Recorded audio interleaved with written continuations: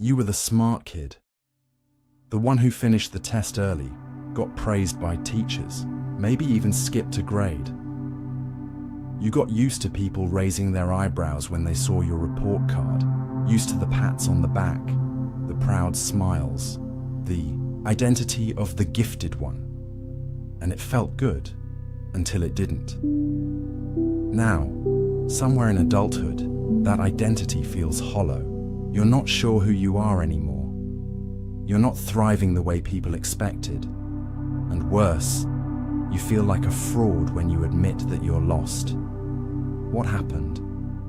How did being the smart one turn into a source of pressure, confusion, and quiet shame? It starts with the label. Gifted seems like a compliment on the surface, but psychologically, it's a powerful identity anchor. When you're told from a young age that your worth is tied to how smart you are, you begin to perform that identity, often without realizing it. Every correct answer, every high score, every moment of being better than your peers becomes part of a performance you feel you need to maintain. And when you're a child, that's doable. The systems you're in, school, extracurriculars, are set up to reward intelligence. But once you grow up, the rules change. Suddenly, intelligence doesn't guarantee success. It doesn't automatically attract praise. The smart kid becomes the adult who's expected to figure everything out on their own, and that's where the trap tightens. Here's where it gets even trickier. Because you were told you were naturally smart, you may have learned to avoid struggle. You developed a subconscious belief: if I'm struggling, then maybe I'm not as smart as they think. So you stuck to what came easily. Maybe you didn't challenge yourself in new ways, avoided situations where failure was likely, or even gave up on things you couldn't master quickly.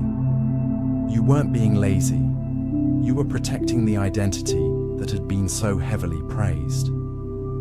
Over time, this trains you to stay in your comfort zone, and in adulthood, when life demands experimentation, learning through failure, and constant reinvention, that mindset becomes a serious handicap.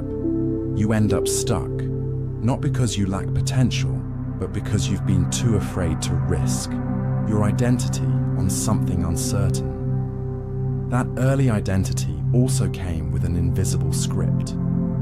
You're special. You'll do great things.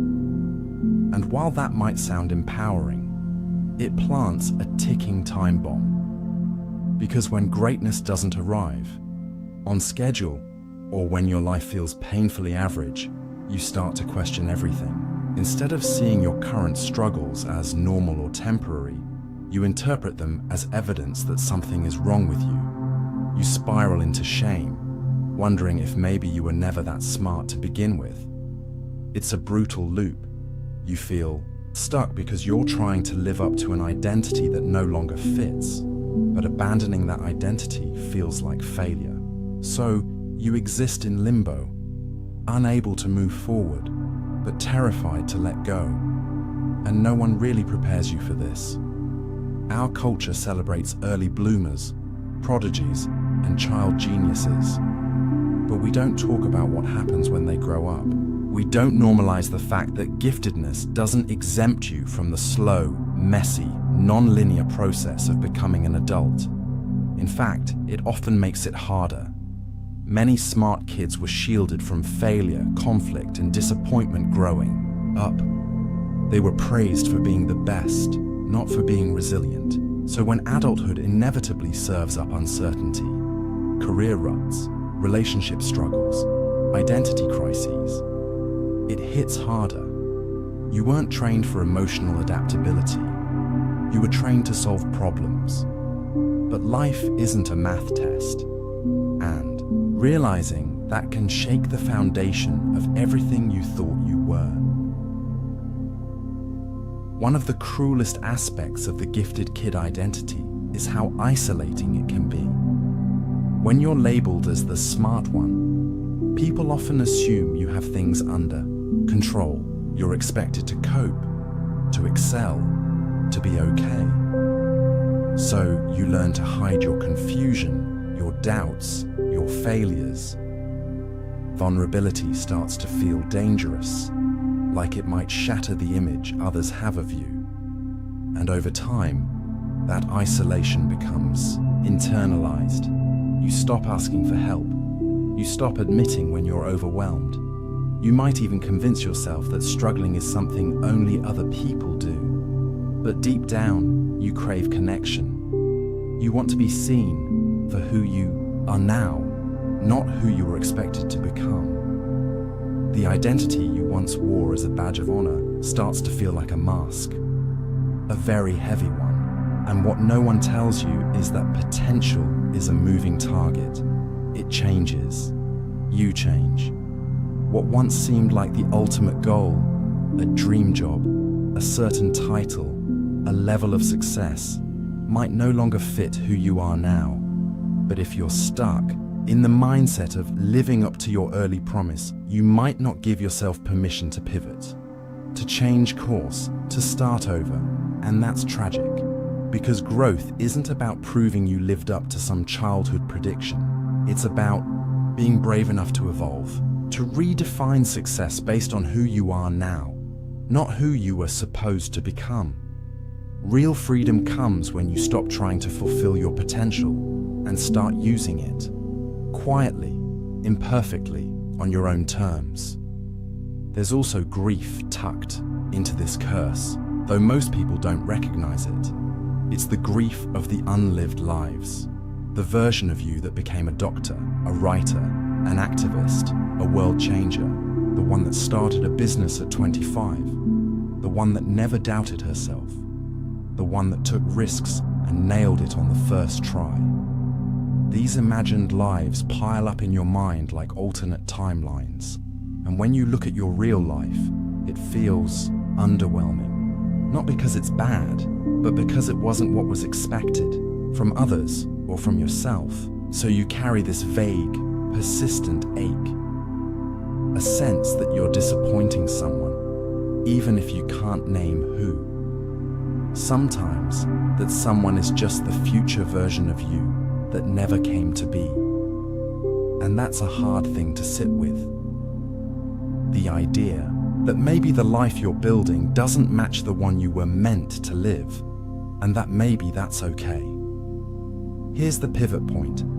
Potential only becomes power when it stops being pressure. When you stop using it as a weapon against yourself, when it stops being a reason to panic and starts becoming a reason to experiment.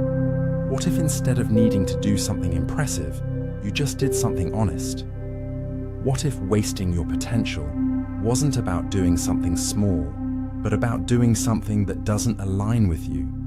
When you reframe potential as flexibility, not obligation, it opens doors. You get to try, you get to fail, you get to change direction, and slowly you start to notice a shift. Fulfillment doesn't come from becoming who everyone thought you'd be. It comes from becoming someone who feels real to you. That's the real potential. And it was never about being exceptional. It was about being true. Growing up, you probably got used to solving problems quickly. You figured things out before others did. You could talk your way out of situations, make smart arguments, impress adults with your insight. And because of that, people often treated you like you were more mature than you really were. But intelligence isn't the same as emotional maturity. It just looks similar from the outside. You knew how to sound composed, logical, even wise. But knowing how to talk about emotions isn't the same as knowing how to feel them, process them, or respond to them in healthy ways. You might have learned to intellectualize your feelings instead of sitting with them. You could explain your sadness, but not feel it. You could analyze your anger, but not move through it. Over time, this creates a split between your head and your heart. You understand everything, and yet you still feel stuck. The problem is, intelligence often becomes a shield. When something hurts, you don't break down. You overthink. You rationalize it. You find the silver lining, the lesson, the quote that makes it all make sense. That kind of mental gymnastics can look like resilience, but it's often a subtle form of avoidance.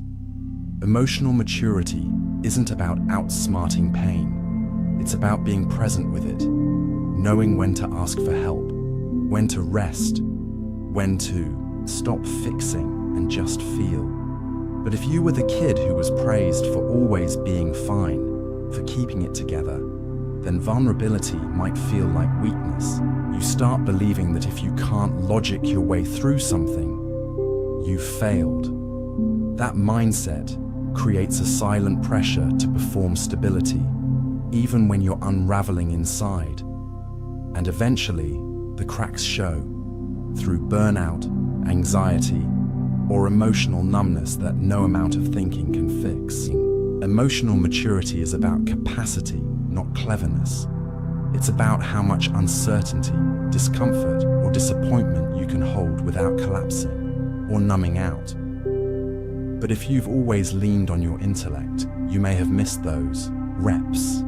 You learned to ace tests, not navigate messy conversations. You got good at debate, not at being vulnerable. So now, when life throws you something that doesn't have a clean solution, like heartbreak, rejection, or existential confusion, you freeze. You search for a strategy when what you really need is self-compassion. And it's frustrating because you know all the right answers. You've read the books, you've listened to the podcasts, you could give advice to someone else going through the same thing. But when it's you feel lost. Because healing isn't a puzzle you can solve. It's a process you have to feel your way through. And that's something no amount of intelligence can shortcut. There's also a loneliness to being the smart one who's emotionally underdeveloped. You might attract people who rely on your insight, who expect you to have it all figured out. And for a while, that dynamic feels good. It keeps the identity intact. But deep down, you might feel like a fraud, like you're guiding others while quietly falling apart yourself. Or worse, you might start avoiding close connections altogether because they threaten your image. Real intimacy requires emotional exposure, not cleverness. And if that exposure feels unsafe, you'll keep people at arm's length. You'll retreat into books, ideas, work, anything that makes you feel competent again. But competence isn't the same as connection. And intelligence without vulnerability eventually becomes a wall. A well-decorated, well-defended wall, but a wall nonetheless. The truth is, emotional maturity isn't something you outgrow into, it's something you have to build. And building, it usually requires unlearning a lot of the coping mechanisms that once made you feel safe, like needing to be the smartest person in the room, or minimizing your own pain because you can understand someone else's, or pretending you're okay because people expect you to be. These habits may have protected you once, but now they're keeping you disconnected. The real work is quieter. It looks like sitting with emotions you don't fully understand, naming needs you've ignored for years, learning to soothe yourself without needing to be right. That's not flashy, it doesn't win awards, but it's the foundation of a stable, fulfilling life. And ironically, it takes more strength to be emotionally honest than it ever took to be seen as smart. Emotional maturity is about capacity, not cleverness. It's about how much uncertainty, discomfort, or disappointment you can hold without collapsing or numbing out. But if you've always leaned on your intellect, you may have missed those reps. You learned to ace tests, not navigate messy conversations. You got good at debate, not at being vulnerable. So now, when life throws you something that doesn't have a clean solution, like heartbreak, rejection, or existential confusion, you freeze. You search for a strategy when what you really need is self-compassion. And it's frustrating because you know all the right answers. You've read the books, you've listened to the podcasts, You could give advice to someone else going through the same thing. But when it's you feel lost. Because healing isn't a puzzle you can solve. It's a process you have to feel your way through. And that's something no amount of intelligence can shortcut. There's also a loneliness to being the smart one who's emotionally underdeveloped. You might attract people who rely on your insight, who expect you to have it all figured out. And for a while, that dynamic feels good. It keeps the identity intact. But deep down, you might feel like a fraud. Like you're guiding others while quietly falling apart yourself. Or worse, you might start avoiding close connections altogether because they threaten your image. Real intimacy requires emotional exposure, not cleverness. And if that exposure feels unsafe, you'll keep people at arm's length. You'll retreat into books, ideas, work, anything that makes you feel competent again. But competence isn't the same as connection. And intelligence without vulnerability eventually becomes a wall. A well-decorated, well-defended wall, but a wall nonetheless. This is where the real work begins. To move forward, you have to grieve the version of yourself you thought you had to be. That doesn't mean abandoning your intelligence, your talents, or your ambition. It means letting go of the idea that being smart is your whole identity. Intelligence isn't your worth. It's just one part of you. You're allowed to fail. You're allowed to not know. You're allowed to be average at some things. And once you start giving yourself that permission, something remarkable happens. The fear loosens its grip. You begin to explore again. You try things not because you're guaranteed to be good at them, but because they matter to you. That's when real growth starts. Not improving your worth, but in discovering who you are beyond the old script. You didn't just love being praised, you needed it. As a kid, that gold star, that approving nod, that, "Wow, you're so smart," was more than encouragement. It became your emotional fuel. You might not have realized it then, but every time someone admired your intelligence, it reinforced a belief deep inside. I'm only valuable when I impress people. And when that pattern repeats over years, it wires your brain to seek validation like a drug.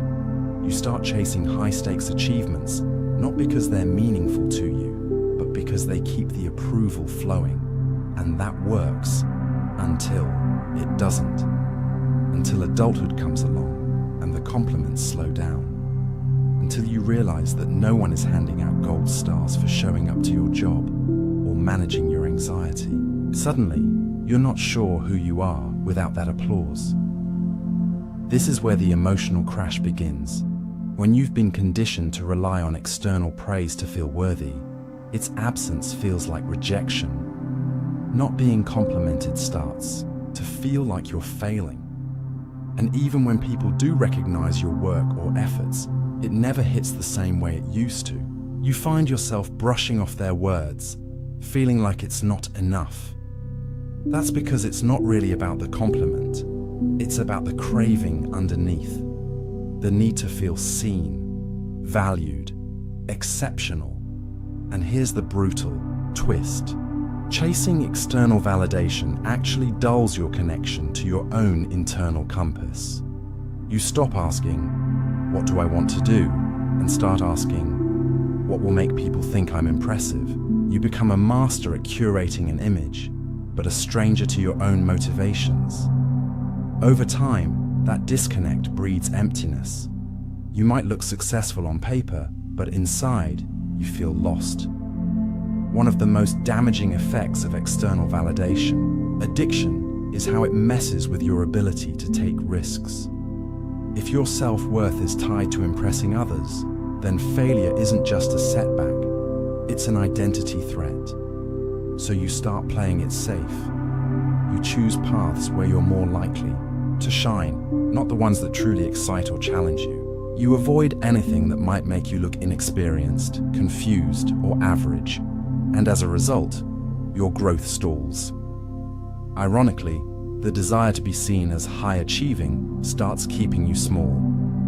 You pass up opportunities to explore, to experiment, to be bad at something new, because you're terrified of the silence that might follow if no one claps for you. Deep down, you know that applause is conditional, and living in fear of losing it makes everything feel fragile. But here's the real turning point. At some stage, you have to decide whose voice matters most. For many of us, that means confronting the ghosts of childhood, parents, teachers, mentors, whose approval we once craved. And it's not about blaming them, it's about realizing that we internalize their praise as a stand-in for self-worth. The work now is learning to validate yourself, to pursue things that you value, even if no one else is watching. That shift doesn't happen overnight. It's awkward, uncomfortable, and often lonely. But over time, something incredible happens. You start making choices based on alignment, not applause. You choose the career that fits your values, not just your resume.